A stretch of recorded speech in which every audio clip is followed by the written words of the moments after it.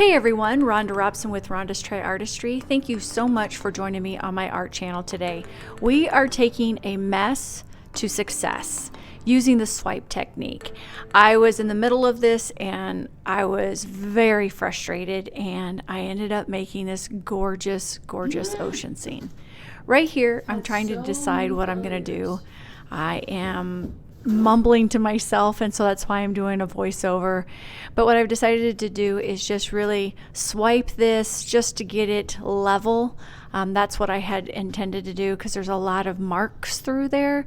So that's what I decided to do, is like, okay, well, let's just get some of this paint level on here before I decide what it is I really wanted to do. So as I'm swiping, I'm starting to go and remember some things that I have done in the past where I have swiped and went, I think I know what to do. And so as I'm kind of processing this, I continue to swipe areas just to level the paint, right? Just to kind of get some paint across there. In some areas it's very dry. But then right about now, I went, you know what? I got this. We're going to do a sunset or a sunrise ocean scene. So you can see to your right there that there's an ocean scene on the wall. And I love creating ocean scenes. You can see it behind me. You can see actually there's 3 paintings behind me that are all ocean scenes. So what I'm doing is I'm taking the already mixed pouring paints from Artist Loft, and I'm just putting some blues and some turquoise colors in this area. And right there, I was creating a horizon. So you always want to make a dark line where the horizon is going to be about. And you never want to put the horizon smack dab in the middle, because if you do that, your eye tends to see something that doesn't seem right. So we always talk about 1/3 or 2/3. This is a little less than 2/3 of the painting for where my horizon is. So right now I'm putting in some cell activator, and I'm going to swipe to get my amazing ocean.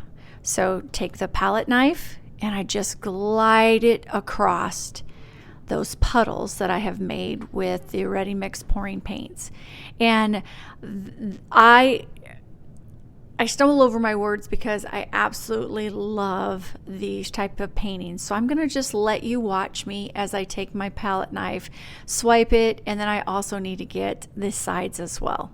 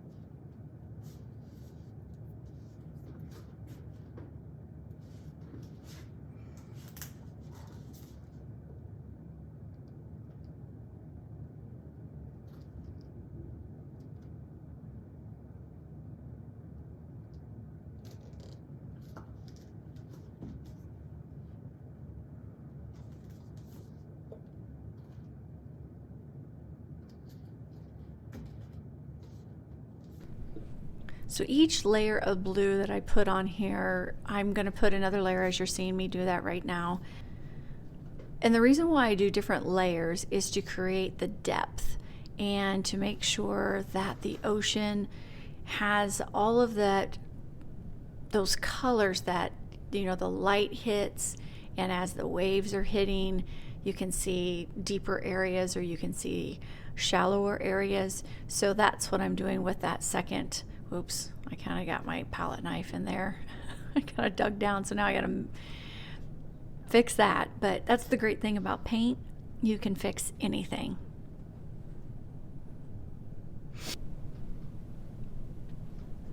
Again, I'm just getting my sides here using my palette knife and the paint that's already on it.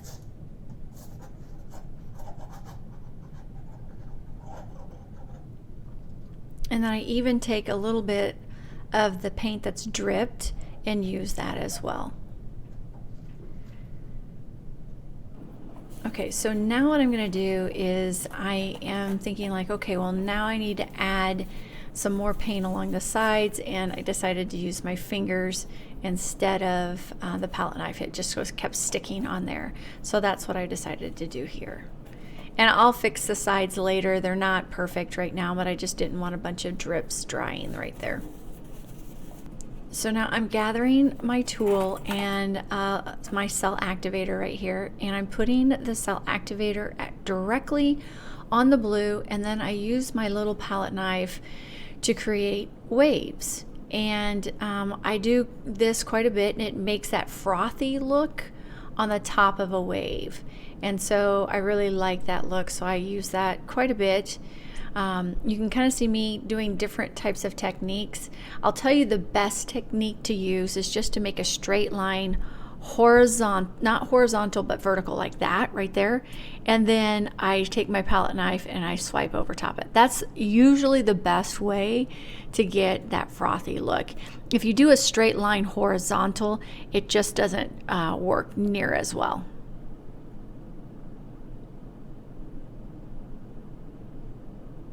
Now I'm just using my palette knife just to kind of create more of movement with the blues, and then I'm adding in the waves again. Can you see how that makes that cell?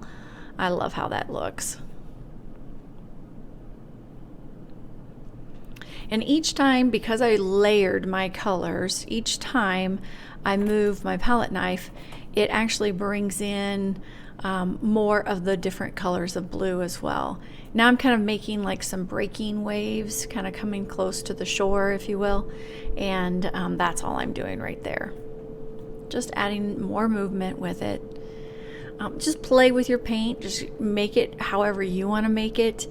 It's your painting, and don't let anybody tell you how to do your own paint. Now, there's always great feedback, but if you love your painting, that's the most important thing. It's your eye, it's what art means to you, and not necessarily always what art means to somebody else. And you'll get those namesayers that'll say that fluid art is not real art. It takes a while to learn how to do all of this stuff. So just take your time and learn the process and enjoy the process, because too often we get in a rush to get something, and then we create this mess like I did here. And just take the time, it's okay, to recreate it. It doesn't have to be the mess that it was earlier. Use your experience and the practice that you've done over the years in order to, create something beautiful out of a mess. And don't be afraid to swipe it and scrape it and start over again. And I know we don't like to waste a bunch of paint, but sometimes that's what you got to do, or let it dry and then paint over it. And now I want to say something to the beginners. Don't let, just because I've got years of experience, intimidate you. Okay, you got this. Learn and grow with practice, perseverance, and enjoying this process.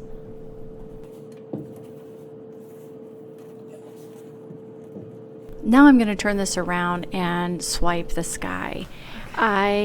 You can see it from the top now instead of from the side or from the front, and so you're going to be able to see how I create this sky. So I'm going to start with some blue, and remember that blue and yellow make green. So although you sometimes want to use yellow into the sky with the sun, just remember anytime you use blue and yellow together, they create green. So a lot of times you're going to see me using purples and pinks because of that very thing. I don't really want to have green in my sky. The only time sky turns green is when hail's coming, right? When a storm is coming. So anyway, I'm just going to get several different colors of pinks and purples and magentas and blues in this, and then I'll start swiping it.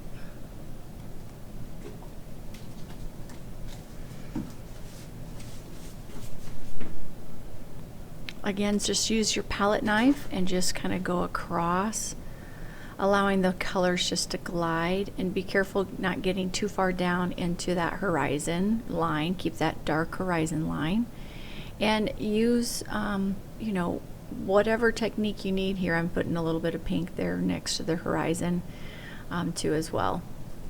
So again, just take your palette knife and just swipe. You can also use paper towels. You can use plastic. I've used old plastic credit cards or an old plastic insurance card. It works. For this big of a piece, I wanted to use my palette knife, and that's the reason why I'm using it.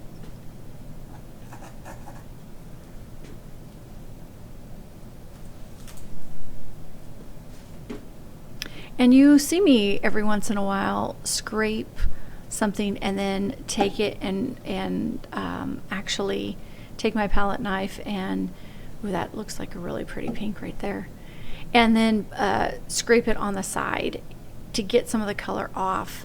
That is just a technique I use just to make sure that I am getting all the areas that I need, but yet not necessarily taking a color that I just did on the side or in an area and then transposing it to the area that I'm looking at. So right now you can kind of see I'm kind of making it a little area in that center, and that's where I'm going to have a little bit more of the sunlight.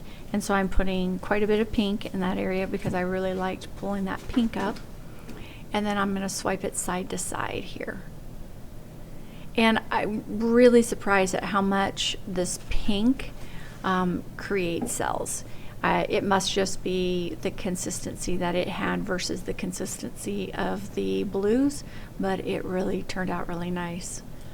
And the little white circle in the left corner is just my light. It is not like white paint. It is the reflection of my light right above my table, and so I just wanted to let you know that. So I'm just kind of going side to side here, getting the pink all over the sky. And this one sold right away, by the way.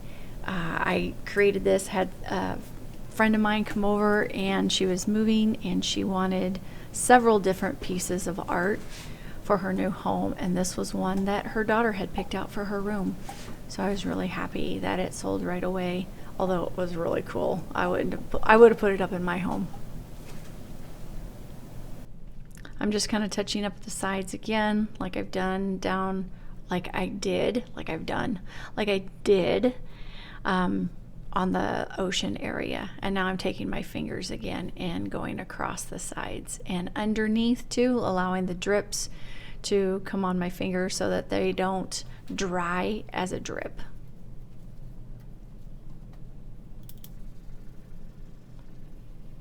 And as I torch this and get some of the air bubbles out, that's when I start seeing some of the cells popping up too. And I was hoping for even more cells doing that.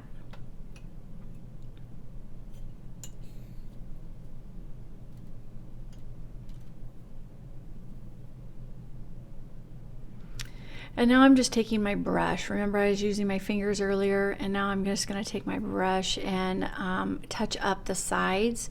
And I'm going to just do the sky area with this purple and the pink, and then I'll do the ocean area as well. And I just grab some of the paint that's underneath, that's dripped down, and that really helps in the areas that, you know, wherever you have some excess paint, use that. You might as well, instead of making a whole bunch more, or putting a whole bunch more, although I didn't have enough, so I had to put some on my brush there from the actual bottles. I used all the colors so that it looked really, really nice, and it matched my oceans area.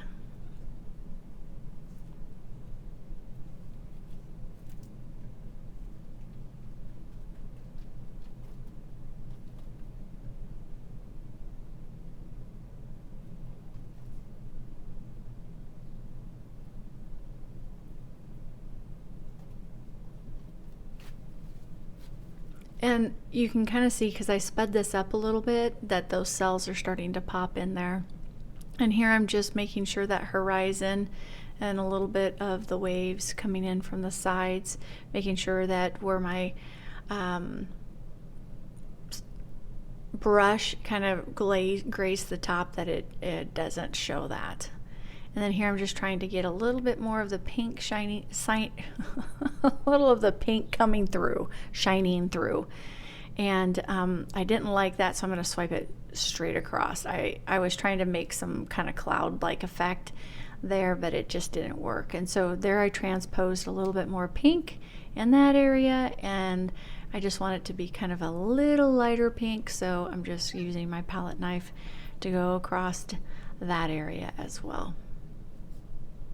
And this is almost done. A really neat success, taking it from that horrible mess that it was before to this beautiful piece.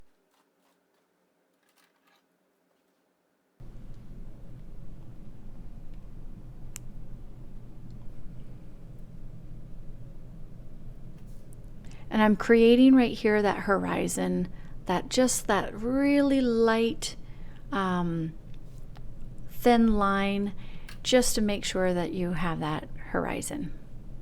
Okay, so clearly this is from the top looking at it, and it's really hard because of all the lights, because it's shiny.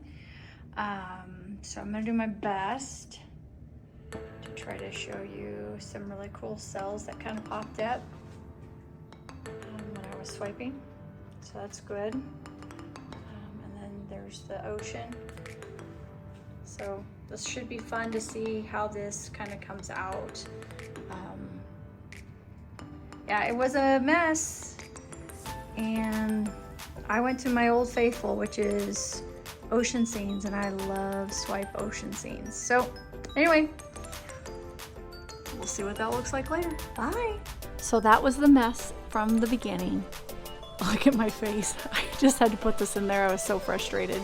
But there is the wet results, and here's the dried results. I love it. Thanks for joining me today. Bye for now. Thanks for joining me today, and if you're new to my channel, please consider subscribing and clicking that notification bell. And if you like this video, I bet you're gonna like these as well. Thanks a lot, and have a great day. Bye! Bye!